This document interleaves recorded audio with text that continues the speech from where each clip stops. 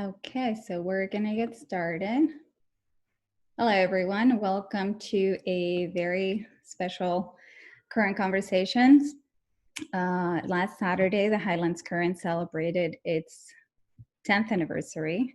And today we're talking to two of our reporters who were there when it all started and are still with us today. We want to hear your questions, as always. You can submit them using the Q&A button, and we'll try to get through as many as we can. And I'm going to hand it over to our editor, Chip Rao, and we can get started. Thank you very much. Welcome, Liz. Mike, are you? I think I'm there. You're there. Move your screen down a little, Liz, so I can see more of your face. There we go. Okay. All right. Liz Armstrong, Mike Turton, two of our reporters, and they were both present, Liz first, and then Mike, at the very beginning of this enterprise in 2010. So I have a list of very hard-hitting questions that I'm going to hit with them because I want to know a lot of this early history of the Phillipstown, what was then Phillipstown.info and is now the Highlands Current. I've only heard bits and pieces, and I guess I wanted to ask first, each of you, when you first heard, if you recall, about this effort to start a what was then a digital website that covered Cold Spring, Nelsonville, Garrison. Liz should get the first shot at that. So okay. She was the first. So. Liz, when did you first hear about it? Well, as I recall, I didn't hear, but so much saw an email from Gordon Stewart when I was stuck in the UK because the volcano in Iceland had gone off in April of 2010. I'd gone for 1 week for a writers conference and take a couple extra days, and I ended up being there like 2.5 weeks instead. So I get this email from Gordon saying, I'd like to talk to you about something, and I emailed back, I'm stuck here till who knows when, and then he said something like, fine, when you get back, I'll be in touch. So I didn't, I think, actually know what he actually had in mind until sometime in May. And then it was all pretty nebulous, like he's thinking of starting a news website, and if so, did I want to be involved, and so on and so forth. And, I said, sure, but I was a little bit skeptical because after all that business with the previous year with the Full Moon Group and trying to get something started and lots of ideas, but nothing coming to fruition, I wasn't sure what was going to happen. And now what were you doing at the time? Were you working as a journalist? I was at the PCNR because after the Full Moon project had folded in like July of 2009, the Examiner chain contacted me and said, I actually contacted them saying, do you have advice for a group like this? And they said, not really. And then the whole group folded anyway.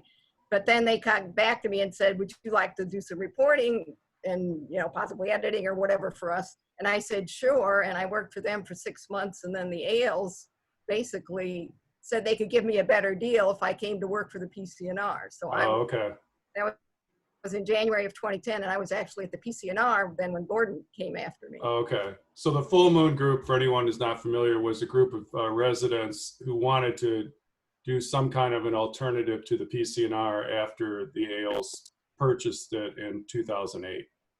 And so Gordon kind of stepped up after 2 years of a lot of discussion to start Phillipstown.info with his own money, and then started talking to different journalists, and Liz was one of the first. And then Mike, when did you first hear, I guess not about the Full Moon necessarily, but the fact that Gordon was trying to get something up?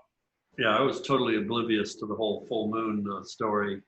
I was working part-time at the PCNR, and I was also working at the Hastings Center in their communications department in Garrison. And I would always have my coffee in the morning at the Foundry Cafe, which I still do if it ever reopens. And Gordon would be there on, it's either Tuesday or Thursday morning. He'd meet with a bunch of guys in the back room, and that was always kind of intriguing. I always thought it was just kind of a high level gossip session. Michael Mell was in on it, and I forget who else, but Gordon would always stop and introduce himself and say hi. And then this one time he stopped and said, I have this project I'd like to show you. So within a few days, he took me into 69 Main Street. I think actually Liz was there working on a story that had to do with Phillipstown zoning or comp plan or something like that. And so he explained the concept of the paper and the online paper and would I like to be involved? And I said, well, I'm going on vacation for a week, so I'll talk to you when I come back. And it started that week. So I missed sort of the first week, but was on board by within a week.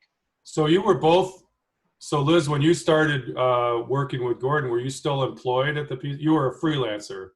Right, yeah, Yeah, no, I okay. was working for them because Gordon had said he didn't have any problems. He asked me if I'd be news editor of Phillipstown.info when things started getting serious, you know, Yeah. around the middle or latter part of June. And I said, sure. And he said, you can, you know, continue to do some stuff for the PCNR if you want. And I foolishly thought, well, why not? You know, how, because one was going to be a print weekly and the one was a print weekly and the other one was going to be this new daily website. So yeah, so I was still doing stuff for the PCNR. But they didn't know about this, what was going they on at didn't. 69 Main at all. No, because actually, and I wasn't actually even in the office at 69 Main until the 4th of July when, you know, the whole thing was unveiled. So Okay. So how, when you guys first, so when Mike came in after the first week, I mean, how did it work as a operation? Did you meet once a week or how did you make assignments or decide what to write? We met once a week in the traditional editorial budget meeting, which is what we'd always called them in places I'd worked before, where everybody sat around a table. There were 4 of us, I think, Mike, Michael Mell, me, and Allison, and we were all supposed to be reporters, but we also had a title as an editor. And so, you know, Allison Arts, Mike Turton was kind of our Charles Kuralt roving stories guy. Editor at large. Editor at large. Yeah, editor at large. Michael Mell was the technical editor. Basically, you know, Chip, before you became editor. And I was news editor. So we would sit around the table and say, okay, what's coming up in, you know, in arts, in public affairs, the political stuff, which I did pretty much single-handedly at that point. You know, what Mike was pursuing with his features, and then Michael Mell just, you know, keeping the technical side going. But so, there was no deadline like we would have now where we know Thursday night, your story has to be done Thursday night. So was that different, not having a... It was kind of a moving target. It was like a moving target. I think, I don't know, I think in some ways that was more difficult, where you have a concrete deadline, you know you have to get something done by then. It's a little more forced discipline in a way. But we were kind of all over the place. I mean, my recollection of that, the real early part of Phillipstown.info was that it was almost kind of a giddy atmosphere because it was something brand new, and I really liked that. I liked the fact that we were starting a new news service, and that we could all influence it. So it was very exciting, and also we could write about pretty much whatever we wanted. You know, I said I'm going to clean out my junk drawer pretty soon. I know there's a lot of stuff in there, and I'd like to write about that. And I did, and it was something everyone could relate to.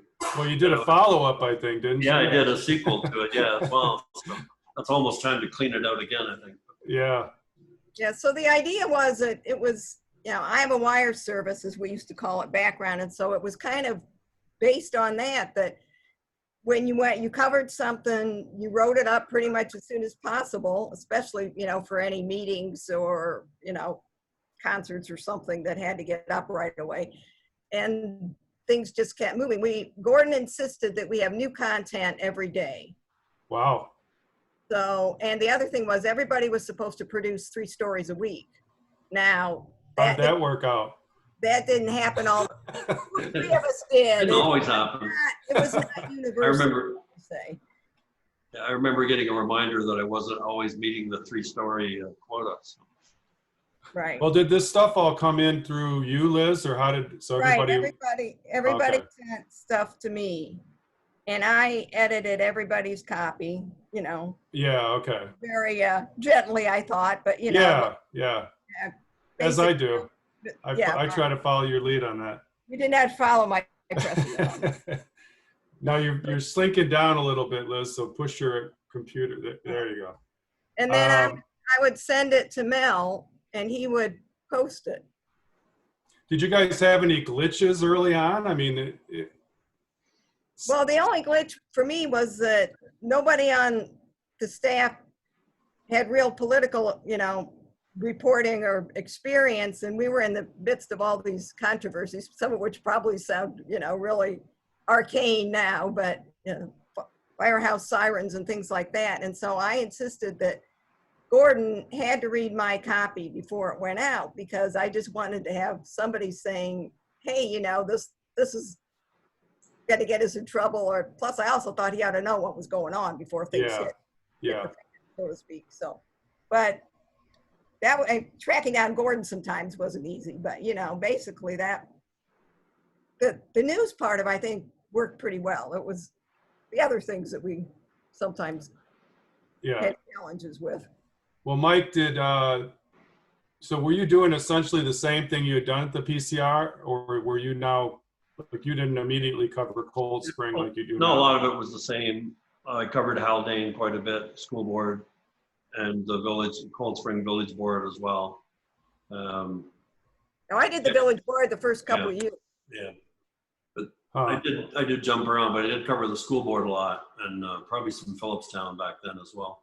Mike, what did you think of the policy at the time of letting people comment anonymously on the site? I was firmly on the fence. I didn't really know what to make of it, because I really saw both sides. I saw Gordon's argument initially. He thought that if people could comment anonymously, they'd be more likely to comment. But I also think that he was naive, thinking that the comments would be balanced and civil and everything else. And we got a lot of crazy anonymous comments from people using names from the War Memorial at the corner of Main Street and Chestnut, Arthur Warren. We used to get messages, comments from Arthur Warren, who had been dead since the Second World War, I guess. There was one funny incident where we were pretty suspicious of a high-profile person in the community sending in some of the anonymous messages that were not always pleasant. And we can never really prove it, except on one occasion he slipped up and he used his regular email address. Oh, no. So we knew who it was, and that will be forever sealed in the archives. Right. Liz, did you have any hesitation about that? Yeah, because some of the anonymous and pseudonymous comments were really pretty nasty, attacking. Some of them attacked me, and or others who spoke up at public meetings, and this group, whoever was behind these comments didn't like what other people were saying, and they didn't like the fact that I wrote about it. And so I was telling Gordon, this is not really good. We need to think about this, but it took quite a while before he was willing to change the policy. Yeah. I think eventually we all came around to the strong belief that, if you can't put your own name on it, then we really shouldn't be considering it. Yeah. Well, Mike, I guess, we shouldn't assume that people know about, what motivated Gordon. I guess we have a question from somebody saying, what was his background? What motivated him to start this? And I alluded to that, generally the AL's taking over the PCNR. But I think Gordon, what was there something about his personality that he wanted to be a newspaper publisher? I mean, it's not, or was he? I think it was more than the newspaper. I think he somewhat tongue-in-cheek always said that he really wasn't doing it to compete with the PCNR, but we all knew differently. But at the same time, he did say, he simply wanted to produce a paper the way he felt one should be produced, good quality paper. But I also think he really saw himself as he valued the community, and I think he really wanted to contribute to the community, not only through the newspaper. And that's why he had this vision of using the newspaper office as somewhat of a de facto community center. We had live music there, we had dramatic readings, we had the political debates there. We even had a part-time, once-a-week radio station in the the front window during the first year. Sam Tellerico did oldies music. It was really quite cool. So, and he had displays in there, like what is Hopestown? So he really saw the paper as, I think, as an extension of his desire to do good in the community. Liz, do you think he enjoyed being publisher of the paper? Oh, absolutely. Yeah, except for the part about keeping details of the business side of it. Well, did he, yeah, I mean, did he have a concept of journalism? Did he, did he give you input as far as, I think you should cover this or that, or did you have disagreements in that way? Generally, he didn't interfere too much with with what we were covering, because he generally agreed with it. Every now and then he'd go off on a tangent that would be a little bit questionable, shall we say. Like, and this was a couple of years later, like in 2013, but he was all upset about that other former Jimmy Carter speechwriter, worked for Fox News, and they were trading insults back and forth, and we were supposed to do this big expose, and yeah. Anyway, his motto, Gordon had a motto: without fear or favor. That was how he thought we should write our stories. Yeah, that's not bad. Motto. What did you think, Mike, of the print edition? It was interesting to buck the trend that the rest of the world was going through, going from print, doing away with print and going only online, and we were swimming upstream, going from online to a print paper as well. And at one point, Dave Morandi would, I'm not sure he would thank me for this now, but Dave was actually interested in starting a newspaper. This was before Gordon came onto the scene. And when Gordon did come onto the scene, I introduced Dave to Gordon, and Dave kind of quickly figured out it wasn't something he wanted to do, that it was a lot more involved than what he had first envisioned. Right. But and that was Dave's reaction was a reaction to the PCNR, because he was probably on the list of people who they didn't always treat in a fair and balanced way. Well, Liz, I mean, somebody has asked, how did the competition, which in what was now probably the smallest 2 newspaper town in the country, how did they respond to this unveiling, I guess, at the beginning? Well, the Yales, I suppose I should use my terms carefully, or choose my terms carefully, but basically they kind of went ballistic. I mean, when they heard that everybody on the staff, just about, all the news writers were going to be working for this other thing, it was pretty upsetting to them. So I think pretty much everybody else quit the PCNR. But I remember telling Joe Lindsley, well, I thought, I could do both. I could do some, news features for you guys, because you're a weekly and this other thing's daily, and I'm, going to be doing editing there as well as writing. And anyway, the long story short was that they said that I was out of there too, but they wanted me to work for 2 more weeks to cover a bunch of upcoming meetings on controversial stuff. Right, train your successor, right. And then I was never to set foot inside the PCNR again. I had a similar experience in that I actually told them I was talking to Gordon about moving over to his new enterprise, and Beth said, well, they'll pay me more or whatever. And I said, well, it wasn't really about the money. And then when I made my final decision, I wrote to Beth and said, I am going to switch over, and but I'm willing to work for another 2 weeks to finish all the stories I was working on. I actually sent that email to Joe Lindsley, and within 10 minutes, I had an email back from Joe saying my position had already been filled and my services were no longer needed. Wow. Joe and I, by the way, Joe and I are friends on Facebook now. We've had sort of a Yeah. Well, you did an interview with him about his book, and yeah. I think so. There was a scene in the I get them mixed up. I think it was the miniseries where he walked in. The character playing Joe walked in, and the newsroom was empty. But it wasn't quite. That was a little bit fallacious because most of us didn't work in the newsroom anyway. Yeah, I was never in there. Yeah. Okay. You were freelancers, but the idea was that in that week they lost quite a few staff members. Or Gordon had talked to a lot of people, and Yeah.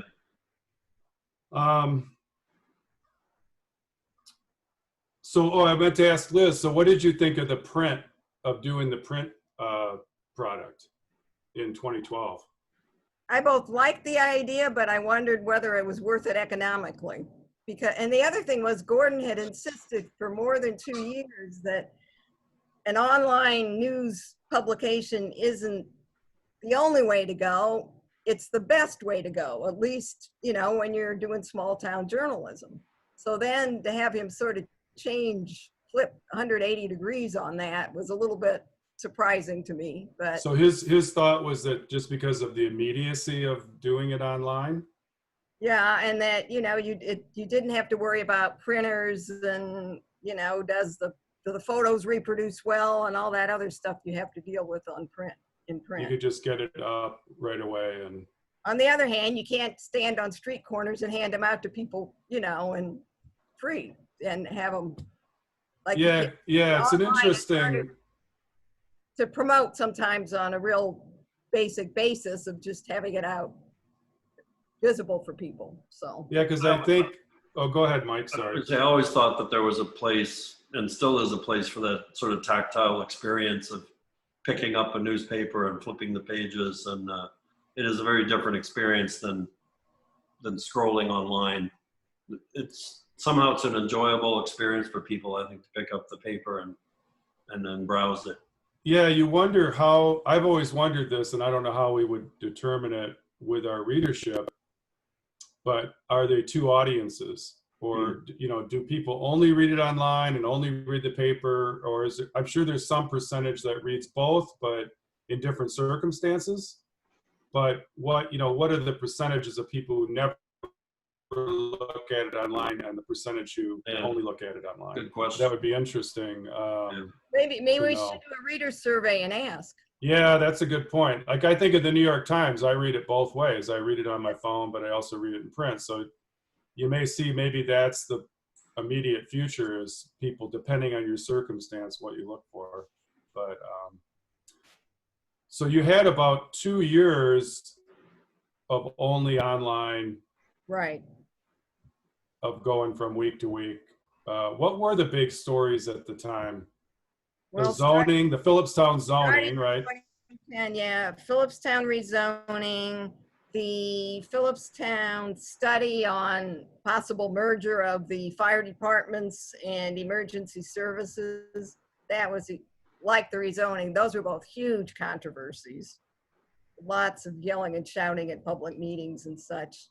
There was kind of a spin-off of that second one, and the debate in the village of Cold Spring about whether to continue or not the Cold Spring fire siren, because some residents didn't like it. And, What, did it go off every day or what? Well, when it was working, it didn't, it often got invaded by squirrels or something. It didn't quite work so well anymore. Well, actually it went off at noon and at 6, I think, but both times it was like for a full minute. And, Right. And it is very loud. So people are saying, look, do you really need a full minute to test that siren like every day?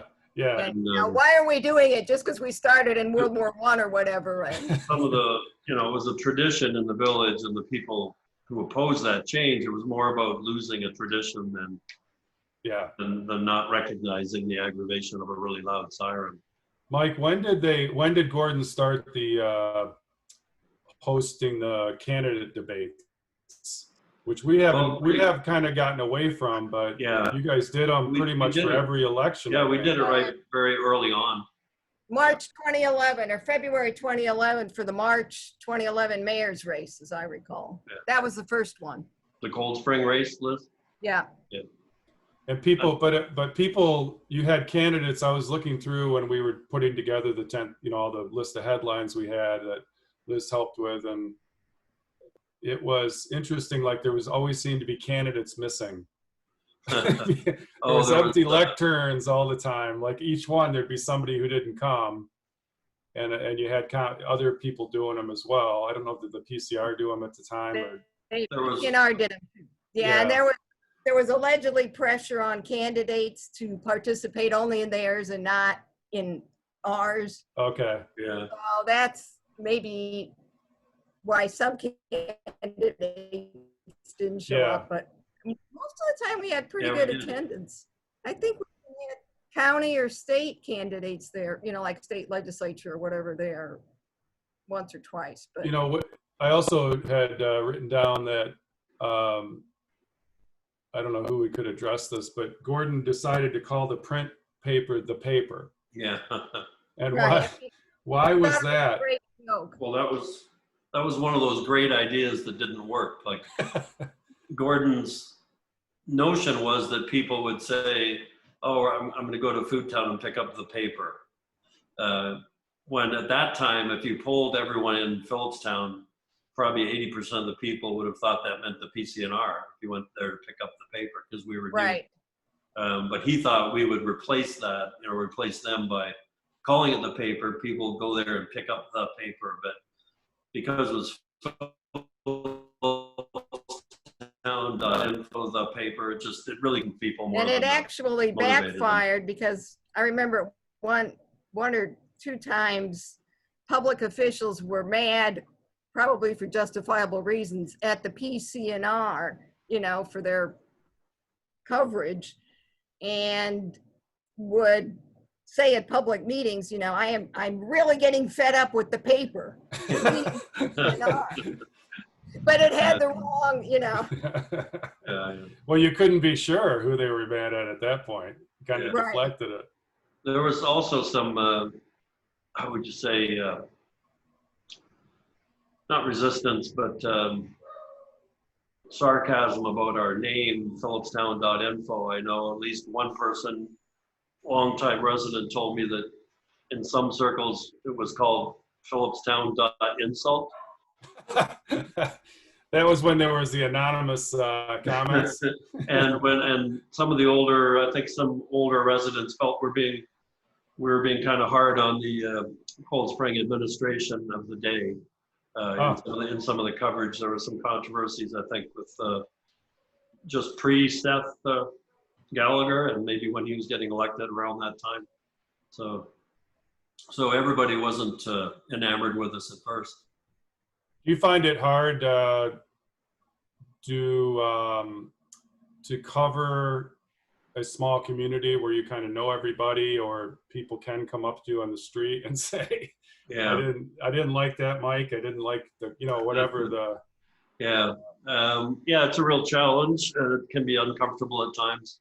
Sitting in the coffee shop or whatever, and but for the most part, it's good. You just have to stay factual. I mean, it's not, we don't certainly editorialize in the articles that we write. We can in the columns a bit, but in mine at least, they tend not to be news oriented at this stage. So yeah, it's definitely a challenge. Why? Steve Bellotto was unhappy with me, I think after the article on the thin blue line, and he said I had portrayed him to look like a far left-wing radical or some liberal, and had only quoted exactly what he said. So, I mean, he and I had a laugh about it afterwards, but he did kind of take me to task, but then we talked about it and it was not an issue. So. Yeah, I think reporters are aware of, how it's tough to be written about in the paper. Yeah. For anybody. And I think we're aware of that. You are kind of simplifying stuff just by the reason you have to keep it short and to the point, right? So sometimes nuances get lost, but I think that's, I know, a challenge for the reporters, for you guys, is you are covering controversial stuff, and people do have passionate opinions on either side. And of course, we try to just stay as best we can in the middle. But it is a lot more personal, I think, than you would have at a huge newspaper where you aren't seeing the people you write about every week. And Yeah. Right. I know if I write about something controversial, when it goes online, the first thing I do is scan all the comments and hope that my name is not mentioned in the comments. If my name's not there, then I figure I did a decent. Right. Well, that's the old joke, right? Just make sure everybody's name is spelled right in the story, and that will eliminate most of the comments if you got the name spelled right. I did that to Terry Leahy once. Well, not really, but. I did that to Terry Leahy once. I spelled Francis in the feminine fashion. Oh boy, yeah. And he told me about that in no uncertain terms. Well, it's nice when it's only electronic. You can fix it really quick. Yeah, exactly. But with the print, it's a little harder. Liz, why? Somebody asked, why did Gordon make it free? Why didn't you do it as a pay site or charge in the beginning for the paper when the paper started? That was a decision he didn't really, ask our opinion on. He just wanted to make it free. I think part of it, he wanted to compete with the PCNR, and you had to pay, you still do, for their subscription, to get that. So some of it was competitive, like he felt that's how you would get attention or people would pick it up, right? Yeah, right. Yeah, exactly. And you can't beat the price. So. Yeah. As far as the consumer goes, you can't beat the price. Yeah, that's right. The consumer, right. But in terms of the competition too, I wanted to mention that Gordon would sometimes regale us with stories of he and Roger having late night conversations on the phone, and I think Gordon really enjoyed those on a certain level. Like he liked making Roger squirm a little bit, and Roger told him he didn't think we'd be around like more than a year or whatever, and he took delight in the fact. Yeah, that probably wasn't the smartest thing to say to Gordon. I know, that's why that conversation may be why we're still here, right? Could be. But they did have kind of a friendly competition in some ways. I think they both enjoyed the jousting, on that. Yeah, I would imagine. I don't know. I think competition in journalism makes for better newspapers, and it is too bad that all these papers are dying. And all these counties in the U.S. have one paper in the entire county. Yeah. So we are kind of fortunate in Putnam. We've got 4 or 5 papers. You've got a lot of competition, a lot of people. It pushes you a little bit to not slack off, I guess, right? And right. You never just say, I'm not going to cover something this week. Yeah, exactly. So, all right. Is there anything in mind? Well, the thought about, Roger and Gordon talking, there was one thing that came out of those conversations. I don't know how often they occurred, but when we were having a big controversy over gun rights, which, also went on those first 2 or 3 years, Gordon got Roger with him and about, and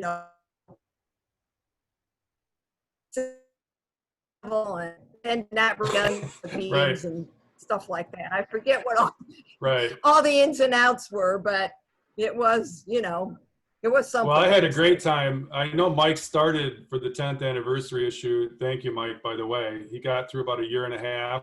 That took you 3 days or something, going through the old papers. And it was really interesting because I was living here but didn't pay much attention, to the news, the detail I do have to now. But reading some of that coverage, that Liz's coverage, your coverage, Allison was writing.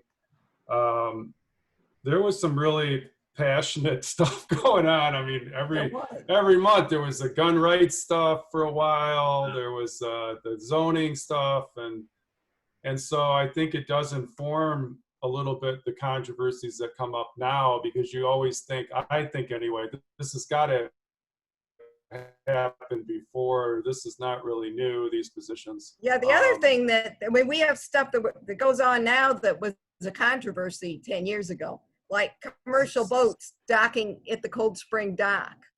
I mean, that was another thing. There was a huge ruckus about allowing that. Oh, and so they don't, you mean they don't now then? No, they do. Oh, they now. do. For Oh, years right. and years, the village banned, you could not, you know, park your boat, your commercial vessel, even the Clearwater, you know, Right. and the educational boats weren't allowed to land. Well, and Mike's been writing about the boat club since like 1980, I think. Yeah, it's had a few controversies. Yeah. The coal tar, whether to clean it up or not, and Right. you know, that was an interesting issue.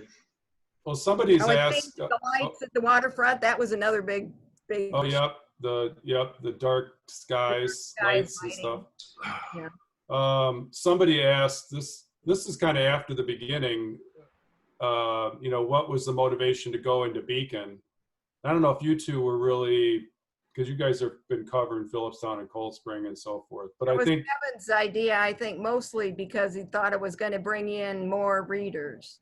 yeah, Kevin Foley, who was the managing editor, right. I think it was partly too, Allison was already covering a lot of the arts out there, right? Yeah. Right, because, you know, there's a lot of art stuff going on, and people in Phillipstown are often involved in Beacon stuff and vice versa, so. Yeah, well, You and I know, also think, the arts and culture scene. yeah, and I think advertising was certainly an issue too. It would expand the number of people who, Yeah, that was the idea, it would bring more who money. might if you had advertise, more readers and right? advertising. I think- Part of the discussion was simply that a large percentage of Cold Spring and Phillipstown goes to Beacon pretty regularly, whether it's for restaurants or music or what entertainment. The art galleries certainly have more galleries, so it just seemed like a logical geographic expansion. Well, it's interesting because we do get people asking me, you know, we should go into Newburgh. Will you go into Peekskill? Will you cover Fishkill? And I don't know, you know, maybe this is only my perception, but it seems like Beacon and Cold Spring are connected somehow more than they are with Peekskill or Fishkill. But it might just be that it's 10 minutes up Route 9D and there's Breakneck and what, 4 miles from the edge of Cold Spring to the edge of Beacon, you know. yeah, so it does seem like that was the natural, if you're going to expand, that'd be the first place you'd go. Not that we won't ever, you know, we might not ever expand beyond that, but it's like that seemed like a natural first place. And you were, and I think Allison was already covering it, as we said. So for Kevin, I think it was probably, you know, pretty simple decision, but Depends how many resources you have. You want to cover a certain area and cover it well. And if you expand that without expanded resources, then you're going to be thinning out your coverage of your. Yeah, and I your think base. the paper, I think as the paper got more donors and got more readers, where they could afford to hire Brian and Jeff, you got 2 good reporters up there. When I distribute the paper on Fridays in Beacon, I always get several good comments about the paper. Some people at a couple sites are literally waiting there to pick it up, kind of thing. And it is certainly well regarded in Beacon. We can do more, obviously, but I think people genuinely appreciate it. Yeah, I think the challenge is only in the civics coverage, and that if you're from Beacon, you're probably not interested in Phillipstown. But I think, you know, that's kind of the goal. I think you would agree, is to make this stuff as have as wide an appeal, you know, because these issues come up in both places. Development, you know, maybe not steep driveways. That may be the only one that's really Phillipstown. That's more Phillipstown, but actually, both Beacon and Phillipstown are affected by what goes on in the town of Fishkill, because it surrounds, you know, Beacon and is a big border with Phillipstown. And so, well, we've had that. It's almost like mission creep, you know. Now we're starting to cover Fishkill because it does affect the Beacon School District and water and everything else. Yeah, that happens with Peekskill too. We've had in our editorial meetings, stuff will come up that happens in Peekskill that affects. So there's no rule, I guess, that we don't go into those communities, but I guess it's too bad because if we had the resources, those places do need newspapers. I mean, Yeah. they're like many places that don't have even a weekly newspaper. But it takes a lot of effort and to do that. So we'll see. Liz, you could really cover Peekskill, Phillipstown, Putnam Valley, and Putnam County. You could do that, right? How much? Yeah. How much time and how often are we going to have stories from each of those? Right. Well, 3 a week. That's how we started traditionally. Right. So you'd only have to cover 3 of those 4 each week. Well, one thought I wanted to make, or one comment to make, was that all along, since I started with certainly, especially with Phillips.info and the Current, is that I'm always amazed that it is kind of a bottomless pit in terms of the stories that are out there. You just got to scratch a bit. I mean, there's so many interesting characters. There's so much interesting history. That's one of your interests and mine. And there's a never-ending supply of stories. You just got to keep looking around, and sometimes just the smallest comment from somebody on the street will spark a thought that, oh, we should do a story on that. I know Mike, the guy who helps me distribute the paper on Friday, he was a mason, and he did a lot of brickwork, and he was always going on and on about the beautiful brick buildings in Beacon, and that led me to do that story on the brick factories. There were like 30 or 40 brick factories along the Hudson River in Beacon and some in Phillipstown. That was story. Well, that was interesting, because now when I go to look at the old newspapers for looking back, I see the brick stuff. Like it pops out. Like they were big employers. Yeah, they were huge employers. And so, no, I think I've never been insecure that we're not going to be able to fill 20 or 24 papers a week. I mean, it is kind of amazing, even after 10 years of publishing stuff, every week there's constant stuff going on. And even COVID, initially I think we were a little nervous that everything was shutting down. Well, Allison was a little nervous, we should say, that all the arts was going to shut down. But we've filled the paper for months with just meeting neighbors, and it's an excuse to kind of go and write about somebody without having a show or any kind of news peg to it, but just to meet them and talk to them. So I found that interesting, that there's been nothing going on but all kinds of stuff going on at the same time.